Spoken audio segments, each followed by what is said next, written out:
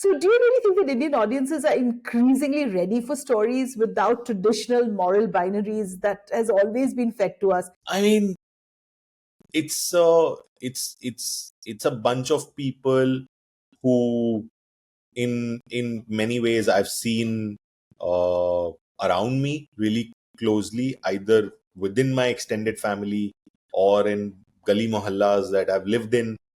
People I've observed very, very closely. So it's a bunch of people put together to make this matrix of these people. But you also want to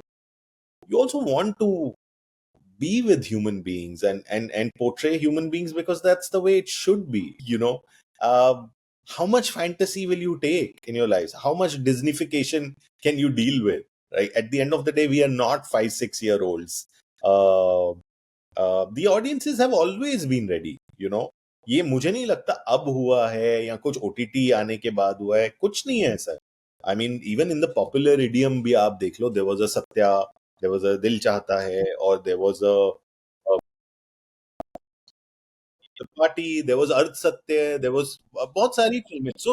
So there people have always appreciated cinema. या फिर आप ऋषिदा की फिल्में ले लो, ऋषिकेश मुखर्जी की फिल्में ले लो, they were also quite 3D in their own ways. So people have always appreciated cinema, which doesn't infantilize them. The problem has always been the gatekeepers. In fact, ये problem कम नहीं हुआ है. When you say that, do you think people are ready now? I think the gatekeeping problem has worsened, because before the corporates entered, most of this started when the corporates entered. That was really the beginning of the end. The OTT leg is like just the last leg we are seeing now. But before the corporates entered, the studios were more or less family owned. So OTT was once viewed, as a democratic platform, and you've actually said this, that it's really become a dumping ground. So has OTT simply become like another extension of the same gatekeeping that existed in the theaters? It never was.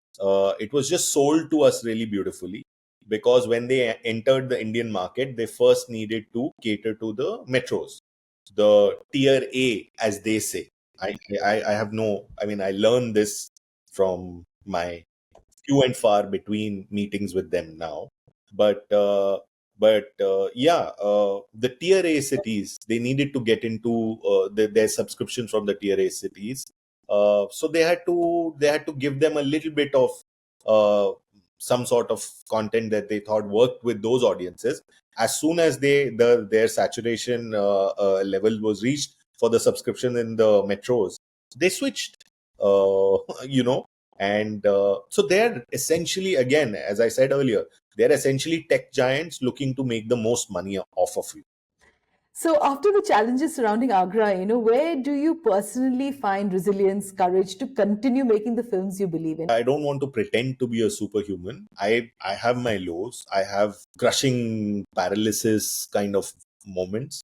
If you do a certain kind of cinema, you're boxed as a dark filmmaker. I think at the end of the day, I think what helps to keep me standing is that I'm very hopeful and I love human beings. I'm filled with joy. I see so much hope in everybody that I feel like fighting for that hope.